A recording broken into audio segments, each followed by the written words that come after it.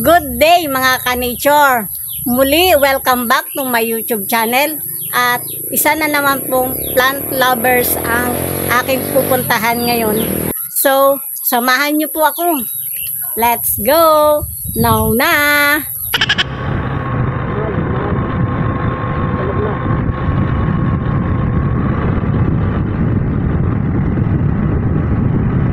So, ayan po mga ka-nature. Narito na po tayo ang kanyang home garden. At ngayon naman po, isang ka-nature lovers ang ating isi-share ngayon sa ating munting channel. At ito po ang bahay ng ating isi-share ngayon na ka-nature lovers. So, pasok po tayo sa loob.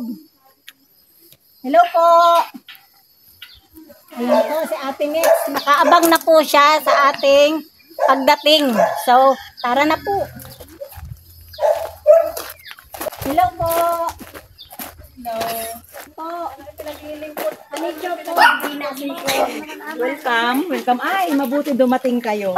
Hinihintay-hintay ko kayo ng Salamat po. ilang araw pa. Ay, sabi mo ay paparito ka. Thank you so much. Maraming salamat po sa inyong mainit na pagtanggap sa akin. At ilang araw na po pala ka-nature na ako hinihintay. So, thank you so much po. At Walang anuman. Nais ko pong i-vlog ang inyong halaman. At talaga naman po palang napakaganda. Kamusta naman po ang inyong paghahalaman? Ito, medyo okay naman at alam nyo ba, maganda ang maghahalaman kasi nakakaaliw siya, nakakatanggal ng stress, lalo na kapag ano ka sa umaga, pag gising mo ay bubungad sa iyong magandang halaman o mga gaya ng bugambilya ay nagbubulaklakan. Talagang ang sarap sa pakiramdam, lalo pag gising sa umaga. Anong dahilan po at kayo ay anong pinakamagandang dahilan nyo at gumigising kayo ng maaga? Siyempre, pag gising mo ng umaga ay thank you Lord, ako'y gising pa at titingnan ko agad yung mga halaman ko at dinidiligan ko. Talaga, kasi nature lovers talaga kayo at pag gising sa umaga, halaman agad ang inuuna. Ay, nakikita ko yung mga halaman na minsan ang lungkot na ng mga dahon. Ayun, naku, diligan ko talaga yan para umano yung kanilang mga dahon. Ayan. So, Ate Nets, bilang isang plant lovers, ano ang pakiramdam sa pagiging mahilig sa halaman? Masarap sa pakiramdam na pagising sa umaga ay bubungad sa iyong magandang halaman. Lalo na yung paborito ko talagang bugambilya. Na kahit simple siyang common sa bulaklak, pero napakaganda kapag maglalabasan yung kanyang mga bulaklak. Talagang sobra akong na ano sa kanyang kulay at yan, na lagi kong didiligan. Talagang yung mga ibang halaman pati ay simple, pero pinaka-paborito ko yung bugambilya. Talagang ganyan ang pakiramdam ng talagang plant lovers talaga. So, Ate Nets, huwag na natin patagalin. Tara na, isa-isahin na po natin ang inyong napakagandang halaman. Pero, katulad Ate Nets ng pag-aalaga nyo dito sa inyong mga bird nest fern. Ang gaganda at ang lalaki. Wow, ang laki ano. Wow! Akala ko kung anong pangalan niya. Yan po yung bird nest lang fern. ang ano ko dyan. Kilala sa tawag na pakpaklawin. Anong ginagawa niyo? Sobrang lalaki ng inyong mga bird nest fern. Alam mo, ang nagtatanim niya yung asawa ko. Diyan kasi ang nakahiligan niya yung itanim yung mga gayang pakpaklawin. Simple lang yung kanyang ano dyan sa ilalim ng pinakalalagyan. Pusot. Wala ganong lupa ang nilalagay niya dyan. Pagdating naman dun sa mga pating mix, anong mga pataba ang nilalagay niyo sa inyong mga halaman? At katulad niya, no, ang gaganda, ang lalaki. Yung mga bulok na mga ng manok. Puti ng manok. Yun yung ihalo-halo niya dun sa may kunting lupa at ng palay, yung ipa, pusot o ipa. Ipa ng palay. Ayan mga ka-nature, ang mga pating mix na ginagamit ng ating ka-nature ay mga natural organic pa rin po. Yung mga nanggagaling sa mga nature waste. Ayan, kaya ang gaganda po ng kanyang mga halaman. So ayan, tayo na. Tara na Ate Nets. Baybayin na natin ang inyong napakagandang halaman. So, let's go po. Ayan po mga ka-nature, magsimula po tayo dito sa bird nest fern. Ayan, ang laki po, oh. Wow! Talagang super sa laki po. Wow. Ang puno po niyan ay nakalagay lang po sa kinating na goma. Ayan Nice. po, ang ganda ng kanyang pagkakatanim. Ito po pala ay mabilis lumaki. At bagay din po palang itanim ito sa yung ginayat po na goma. Yung gulong po ng sasakyan. Ayan po. Ang lalaki po, oh. At ito pa po ang kanyang mga bird nest fern. Ayan. Wow, ang lalaki. May mga paanak na po kayo nito? Ate Nets? May mga paanak na po kayo nito?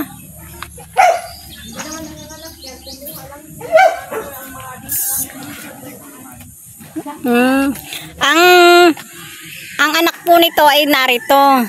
Ayan. Ayan po mga ano niya. Pag ito po ay na paspas ng hangin, dadapo po sa mga puno-puno. Ayan, dun po siya mabubuhay. May snake plant po sa gitna ng kanyang bird nest fern. Wow, ang ganda po, oh, mga ka-nature. Halos malaki pa po sa akin ang kanyang bird nest fern. Picture muna po. Dito naman po tayo sa kabilang side. Ang kanya pong family ng snake plant.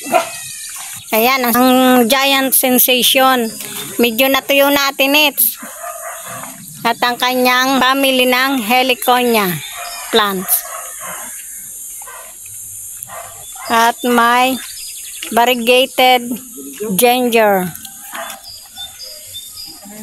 Ayan, may mga ilan din pong aglaw at bromeliad plants. Ayan, ang gaganda po, oh. Ayan, ang dami na po pala nito. Ate Nets, ang dami nyo ng bromeliad plants. Ayan, punong-puno na po. At ang nasa taas naman po ay bougainvillea, pink bougainvillea. Ayan, ang ganda po ng bulaklak, oh. Ito po mga ka-nature, kapag pumupunta po ako dito, laging may mga bulaklak. Hindi po ito nawawalan ng flower. Ayan, ang ganda po niya, oh. Ang taas po niyan. Oh, ang ganda ng bulaklak. Ayan po. At may lollipop crotons. Family po ng crotons. Ayan. So, dito naman po tayo sa may pader. Ayan po. Naghilira po dito ang kanyang iba't ibang klase ng bougainvillea. Oh, ang dami. Mga nakalagay po sa timba. Timba po ang kanyang pot. Ayan. Medyo hindi pa nga lang po namumulaklak ang iba. Pero pag namulaklak naman po ay wala nang tigil. Ganyan po kaganda ang kanyang bougainvillea. Ayan. So, ikot naman po tayo dito. Ayan po ang kanyang mga San Francisco crotons. Ayan. Family po ng mga lollipop crotons. Ayan, ang ganda ng kulay. Tricolor. Ayan, may nakapulo po dito ang Sansevieria. Ayan. Mga family ng Sansevieria. Ayan po. At meron din po dong begonia plant. Ayan, ang ganda po niya, no? Ayan. Ayan po ang puno ng bougainvillea. Oh, kuntaso, ang ganda ng bulaklak. Pink na pink po. Ayan po ang kanyang mga home garden flower plant. Oh. Ito naman po ang puno ng Mickey Mouse. Mickey Mouse. Ito po pala yung puno ng Mickey Mouse. Ayan. Ayan ang bulaklak.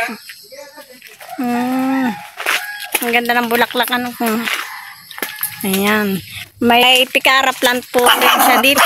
Dito naman po tayo sa kabilang side. Ayan po.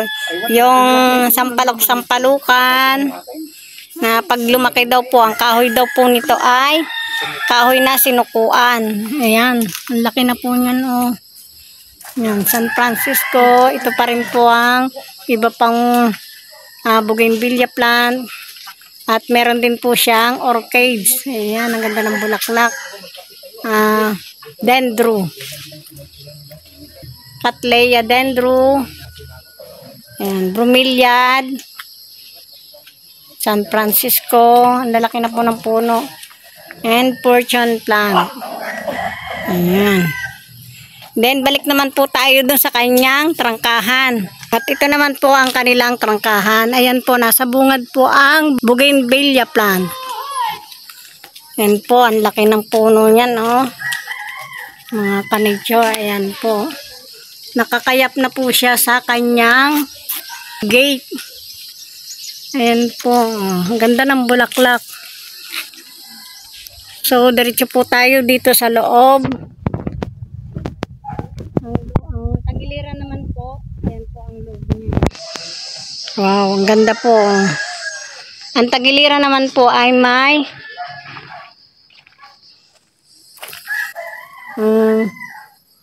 umbrella plant. May lucky plant din po na bamboo plant.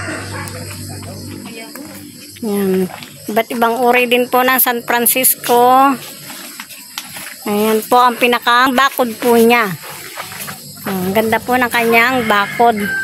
Puro iba't ibang klase po ng San Francisco. Sa kabila, ganun din po. Ito po yung santan plant. Yung giant po. Bali, dalawang klase po ito. Merong dwarf ang dahon. At ito naman po yung giant. May iba't ibang klase din po ito ng kulay ng giant santan. Ito naman po ay kulay dilaw. At meron din pong kulay red. Ayan po. May bakod din po siya dong gumamela. Ayan, isang diretso po yan. Ayan, may mga space pa po siya diyan. At ito naman po ang malaking puno ng San Francisco. Ayan, bamboo plant. At may ilan pa rin pong bougainvillea. Ang kagandahan po nito mga ka-nature, may puno po ng lukban. Ayan po, kaya ang kanyang mga halaman po ay hindi ganong natutuyo. Ayan. So ito naman po yung wave of love plant. At alam niyo po ba mga ka-nature, ang ating ka-nature lovers ay isang wave of love lovers dahil ang dami pong napaanak niya dito sa mother plant ng kanyang wave of love. Yan po, ang laki po ng kanyang wave of love. At Tinits, marami ka nang napaanak nito? Marami na. Ito po yung mga anak ng kanyang giant wave of love. Ayan po mga ka-nature, ang dami po. Ayan, dito po siya nakapwesto sa likod bahay. At ang kagandahan po nito ay nasa lilim po siya. Ayan. Nasa lilim po ng puno ng lansunes. Ayan. Ito po. Oh. Ayan. Ayan, ang lalaki na po niya. Oh. Medyo marami nga lang pong dahon dahil sa puno na nakalilim sa kanya. At dito pa rin po sa kabilang side ng kanilang bahay.